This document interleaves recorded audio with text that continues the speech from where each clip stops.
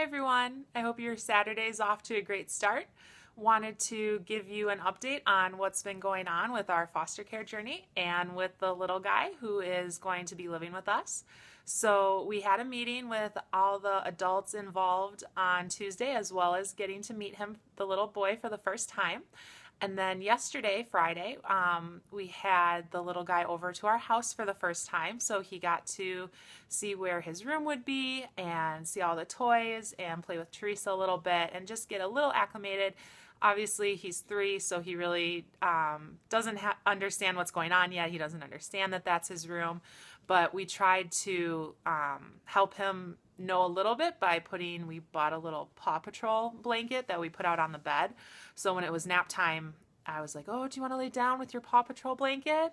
Just so that he would, be able to recognize that that bed is where he's supposed to take his nap. That was pretty rough. So his relatives stayed during the morning and through lunch and then left for a little bit so we could see how he would do on his own here.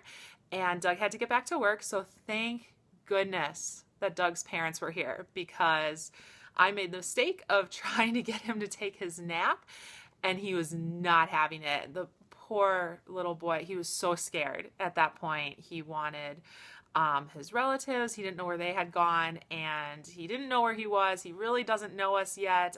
He's definitely not bonded with us by any means. It's only been 2 times that we've seen him. So that was my mistake, trying to make him take a nap. So he was screaming, which meant that Teresa couldn't take a nap. So we had 2 fussy kids, and Doug's mom was a lifesaver. And his dad, his dad would play with him too. So I'm a little nervous now because yesterday didn't necessarily go as well as I would have liked.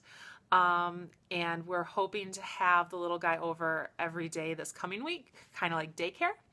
So he'll be over during the day, but not at night. And it will be me by myself with 2 children, compared to last week when it was 4 adults, me, Doug, and Doug's parents, and Teresa. So Teresa's in for a rude awakening. Little guy's in for a rude awakening. I'm in for a huge rude awakening.